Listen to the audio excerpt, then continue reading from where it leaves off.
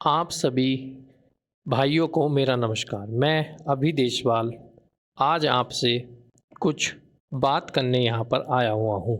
आज हम बात करेंगे निःशुल्क कर्ज फार्म के बारे में।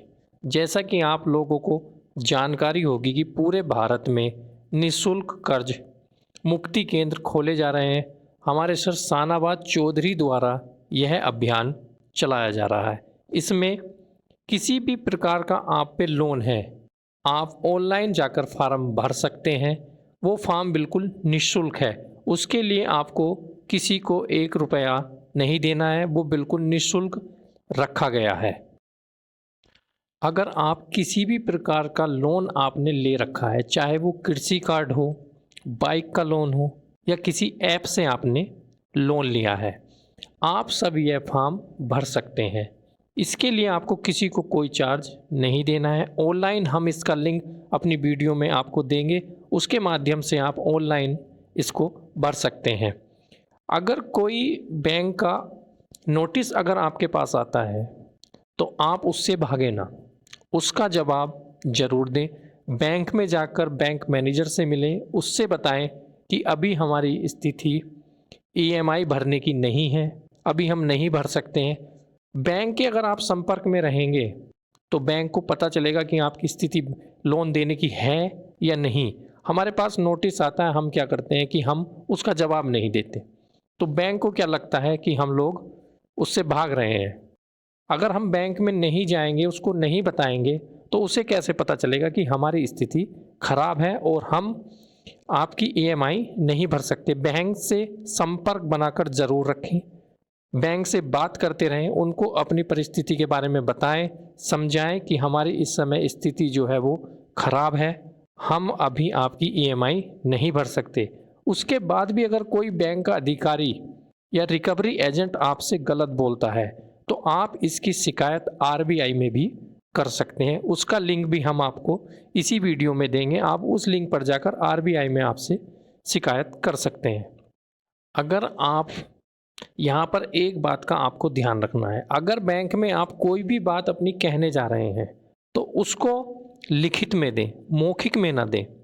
लिखित में देने से ये फ़ायदा होगा कि उनके पास भी प्रूफ रहेगा और आपके पास भी प्रूफ रहेगा कि हमने बैंक को अपनी समस्या लिखित में बताई थी। हम लोग करते क्या है, हम मौखिक में बताते हैं जिसका हम पर कोई प्रूफ नहीं होता है।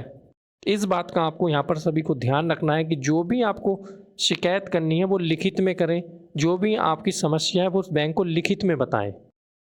ऐसी बहुत सी जानकारी हमारे सुनने में आई है कि सर हमने मोटरसाइकिल किस्तों पे ली थी और रोड पर प्राइवेट कंपनी के एजेंट हमको परेशान करते हैं, हमारी मोटरसाइकिल रास्ते में छीन लेते हैं। एक बात का आप यहाँ पर ध्यान रखें, इस तरीके से कोई भी आपकी मोटरसाइकिल रास्ते में नहीं छीन सकता है। आपको कोई गाली गलौज नहीं कर सकता है, आपको कोई परेशान नहीं कर सकता। अगर कोई प्राइवेट कंपनी का एजेंट आपकी रास्ते में मोटरसाइकिल छीनता है तो आप उसकी शिकायत तुरंत पुलिस से करें।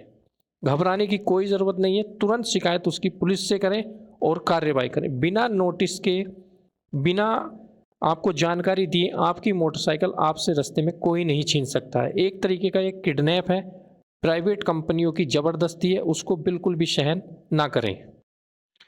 आरबीआई क्या कहता है, अगर आपने कोई गाड़ी किस्तों पे ली है तो उस गाड़ी का लोन भी आप करवाते हैं, उस गाड़ी का इंश्योरेंस के कागज़ ज़रूर लें। यहाँ पर एक बात आपको ध्यान रखनी है, गाड़ी का इंश्योरेंस अलग होता है और आपके लोन का इंश्योरेंस अलग होता है। होता क्या है कि प्राइवेट कंपनी वाले या बैंक वाले गाड़ी का इंश्योरेंस तो करते हैं पर आपके लोन का इंश्योरेंस नहीं करते हैं। इस बात का आपको यहाँ पर ध्यान रखना है। इंश्योरेंस के कागज़ ज़रूर लें।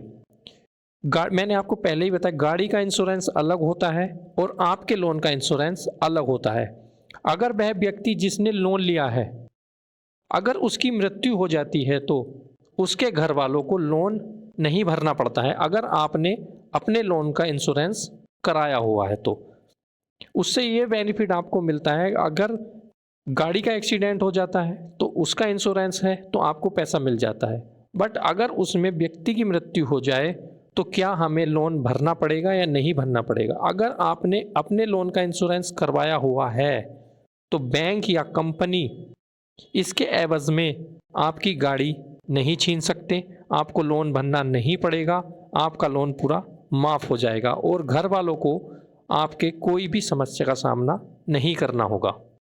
इस बात का आपको यहाँ पर ध्यान रखना है। गाड़ी कोई सी भी लें, अगर आप लोन पे ले रहे हैं तो गाड़ी का भी इंश्योरेंस करवाएं और अपने लोन का भी इंश्योरेंस ज़रूर करवाएं। अगर आपने कर्ज ले रखा है तो सबसे पहला काम आपको यह करना है कि अपने आप को दोष देना आप बंद करें। अपने परिवार के मुखिया को, जिसने कर्ज लिया है, उसको दोषी ना समझें। उन्होंने जो कर्ज लिया था वो आपकी भलाई के लिए लिया था, परंतु काम नहीं चला, काम ठप हो गया, इसलिए उनको जिम्मेदार ना माने। इसलिए सबसे पहले अपने आप को दोष देना बंद करें। उस व्यक्ति को अकेला ना छोड़ें, उन्हें आपके सहारे की ज़रूरत है, उनका साथ दें, उन्हें समझाएं कि कर्ज लिया है तो वापस भी चला जाएगा। टेंशन लेने की बिल्कुल ज़रूरत नहीं और काम आपको करना है। कुछ भी कमाई का साधन करें, चाहे 10 रुपये आए, 50 रुपये आए, आपको ज़रूर काम करना है। यह कर्ज मुक्ति अभियान पूरे भारत में चलाया जा रहा है।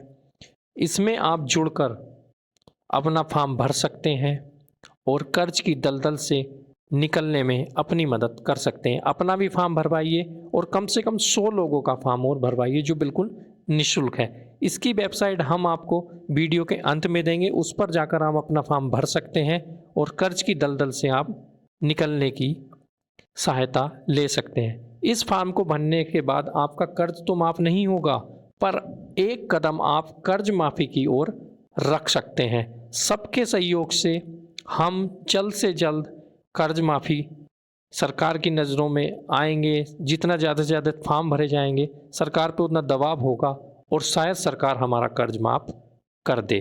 तो हमारी कोशिश यही है कि ज़्यादा से ज़्यादा फॉर्म भरें, ऑनलाइन भरें, कोई पैसा नहीं देना किसी को, और कुछ ना कुछ काम ज़रूर करें जिससे कि पैसा आए। धन्यवाद।